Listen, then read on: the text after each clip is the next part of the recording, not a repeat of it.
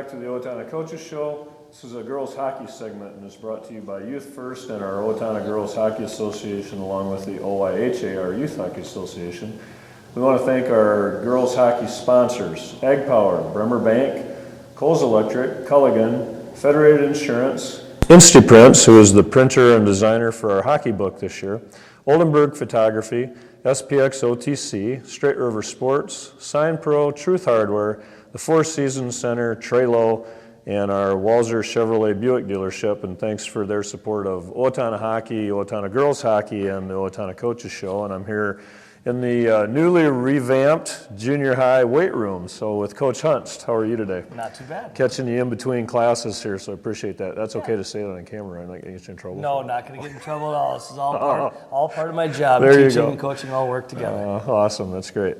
So you had a couple of weeks now since the season's over to kind of decompress and think a little bit. Any thoughts or revelations since the season ended? Well, it's always that close the books on the year before and try to pick up for the next year that's coming. So we've been really starting to gear up already for what we're going to be doing next year. Our summer program is getting ramped up. We're working on dryland facilities for the Four Seasons Center through the youth hockey, and we're really trying to make it a first-class facility as far as both on-ice and off-ice training. Because we need to close the gap. We have not had the success that we want to have. We've been good, and we've always been up toward the top, especially in the Big Nine. But we always want to make sure that we're pushing ourselves much further, and so that's what we've been concentrating on since that season ended. You know, it's interesting you mentioned the dryland piece because now looking at the revamped room here, I mean this room didn't get used a lot, and now I know we talk about student athlete a lot, but you're Yes. a teacher coach. And so how does a facility like this, when you're talking about teaching and why you're here, how does this kind of thing help you in what you do every day? Well, the two are absolutely connected. For me, coaching is just an extension of teaching. It's almost like an AP Phi Ed, where you've got kids that are choosing to be there. Everybody that shows up at the rink wants to be there and wants to play and is going to do what they need to do.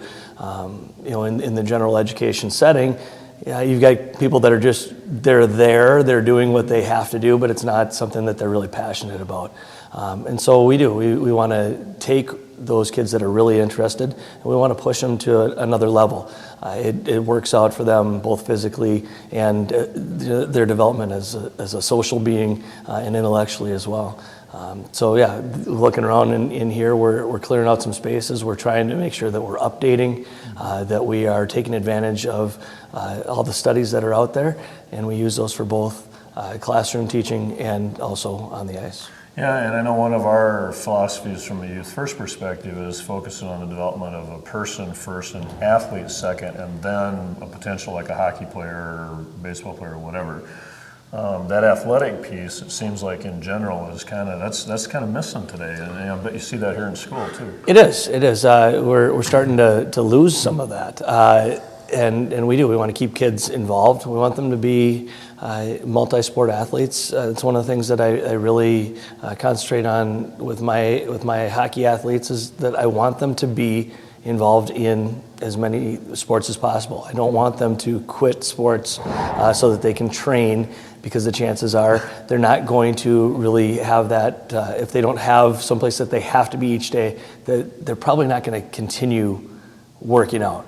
I love seeing them play other sports. Natural crossovers are soccer and lacrosse. They're fantastic cross training for hockey.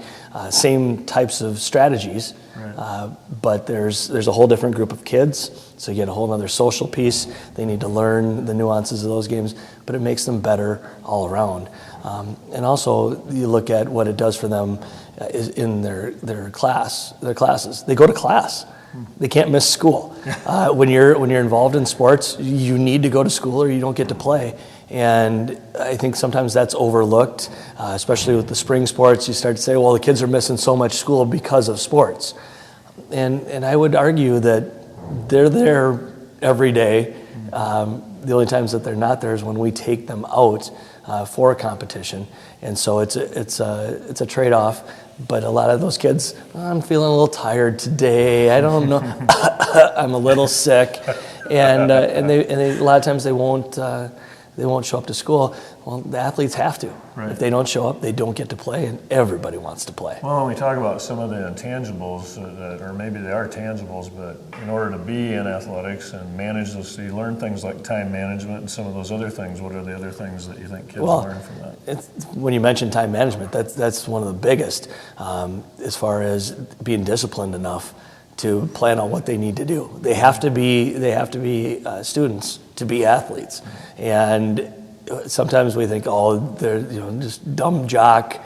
You get that kind of a stereotype, and couldn't be farther from the truth. A lot of our teams are up at the top of the academic championships, and the GPAs are actually quite high. So that time management piece really comes in. The other piece that we're getting them to look at is the big picture of how it fits into their lives. Especially in girls hockey, the chances of any of them going pro are really, really, really, really, really small.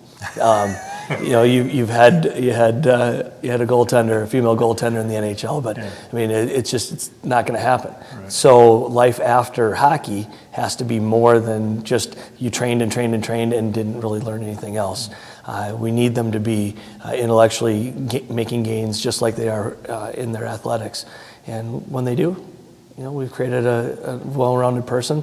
They're the ones that I get to look at later in life. They come back to visit, and we've got lawyers and doctors and people that are teaching. It's fun to have people come back and tell me that they're coaching now and they're using some of the stuff. Right. It's great to see the reach that you can have as a coach. So the goal being that they're coming back and being a productive citizen. In whatever. Whether it's here or wherever they go. In whatever they're doing. Yeah. It doesn't have to be through athletics. Now, you just had one of your hockey players, didn't she just sign a letter to go play D1 somewhere? Or was it another sport? It was another sport. Yeah. Yep. Track. Kelsey Rohrig right. Did sign at East Carolina. She's going to throw for them, track and field. And, for Kelsey, we're hoping that really works out for her. She was so excited. She took a trip out there during the hockey season and was able to plan it in, so she really didn't miss much of the hockey. But I knew it was important for her to do that. This is her future, and she did. She went out, she visited, she had a great time, was really impressed, and did sign her national letter of intent. Yeah, it was a really cool article, and you could just tell big smiles on mom and dad's face, all that kind of Absolutely. stuff, too. And That's and that's interesting too. So here's an opportunity for one of your hockey players in a different sport, and we've talked before too about now how it's coaches need to work together and looking at the kids from the standpoint of what's best for that young person. And it's not about, she's mine right now or she's yours later, and it's that competition piece. We kind of put sometimes kids in a position where they're, what adult am I going to disappoint? How do you deal with that stuff? We are very respectful of each other as far as in season, out of season. During hockey season, I do expect them to be hockey players. Granted, there are some things that they're going to have to do, especially when it comes to college stuff, that they're going to need to miss for. But it's not, I don't want them to have to decide, then if I can't do this, then I'm not going to play. And I don't want to do that. Beginning of the season, we had Ashley Kniefel in the state diving. She was in the state tournament for diving. And so she missed a bunch of time at the beginning of the season, and wanted to come and skate. But we can't do that. I mean, at the end of my season, I want my athletes ready to play hockey when it comes playoff time, and I also respect swimming and diving that way too. Right. We know there's going to be an overlap if the kids do well, and I want the kids to do well. Yeah, which is great, right? That's kind of the same thing happened with the football team this year, right? Football team, they had such great success, and it spilled over into the winter sports, which is... It's a great problem. It's a great problem to have. It's a great problem. Kids are successful. Yeah, that's right, which is awesome. Well, this is great. I got a bunch more, actually a number of other questions to ask you here, so if you're okay, we'll maybe wrap this one up and have another Absolutely. segment, if that's Not okay. a problem. All right, well, again, we want to thank you for watching this segment of the Owatonna Coaches Show, and we'll see you on the next segment.